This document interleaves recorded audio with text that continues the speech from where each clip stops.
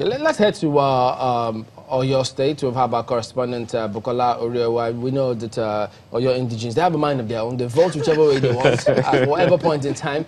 Bukola, tell us, what's the mood? What's happening where you are now? Hello? Hello? Well, Bukola, could you bring us up to speed concerning what's going on where you are? Okay, presently, the INEC is at the TBN head office here in Ibadan, and they are taking delivery of the sensitive material, talking about the ballot papers.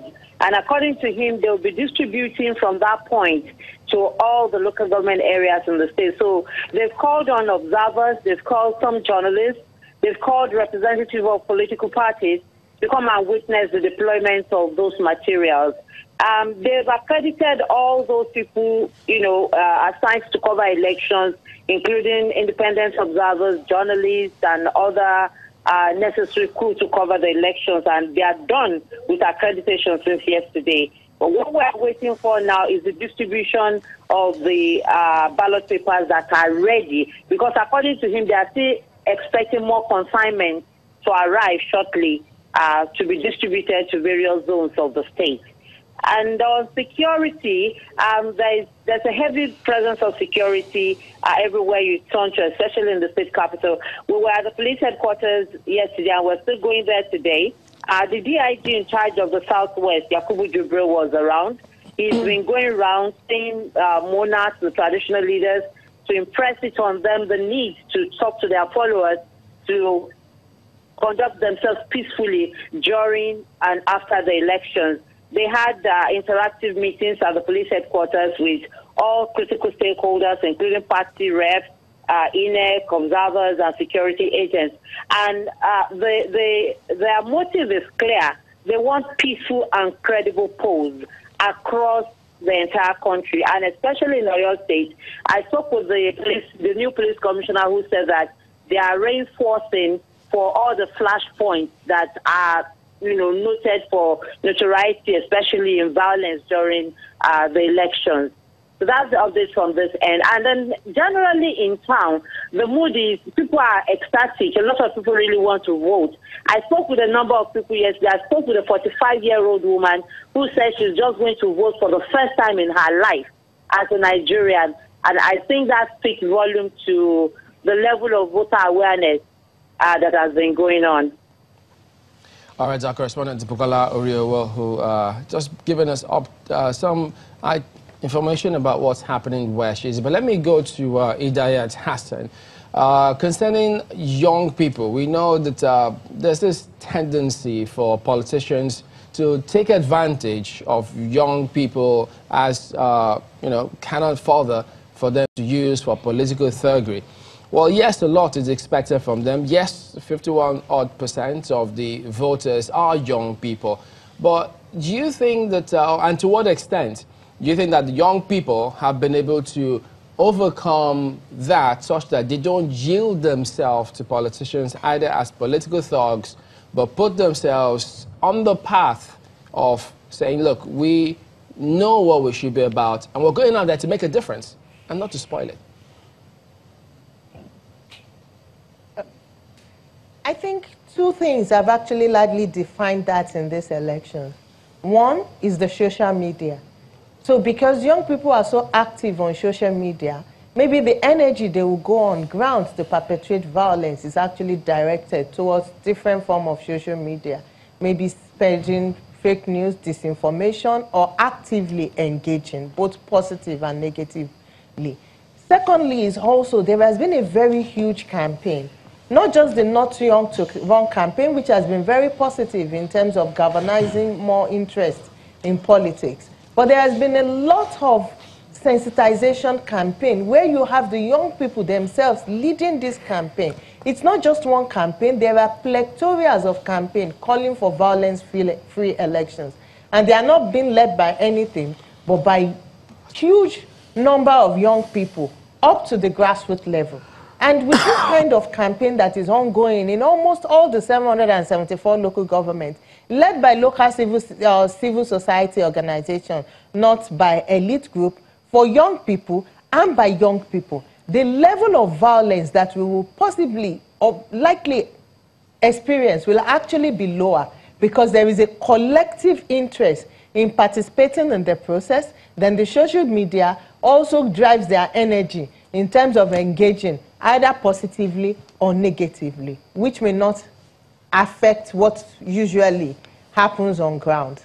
And that's for those that have access to social media, because not everybody does. Yeah, because you also said that the politics is local, and if politics is local and most of the locals do not have access to social media or technology like that, where's their place in the dynamics of all you've said?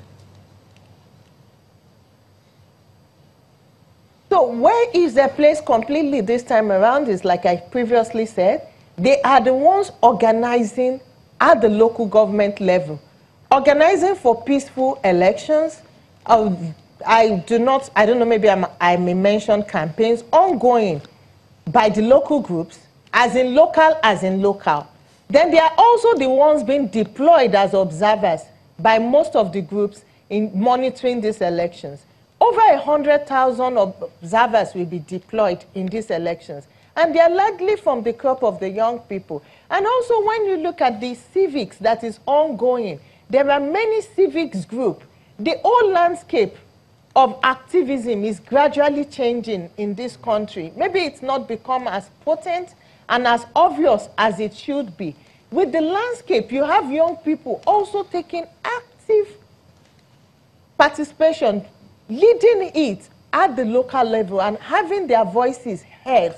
Then, and when you say politics is local, it is not an Idayat Hassan that is going to the local government to be telling people to shun violence. It is a young leader in that local government that is driving the conversation towards violence. In several states, we have friendly football matches being organized between young people across faiths, across party lines, and trying to make things actually work. So there are lots of innovations. Madam Idiot, there are different hold on a ways moment. elections are actually being... Madam Hassan, if you can, hold on a moment. You know, I like to think that I'm a young person, but, you know, during this period, I received 2 text messages. One was forwarded by another young person, and it says, oh, something is happening in Lagos ahead of the election, security, don't go out.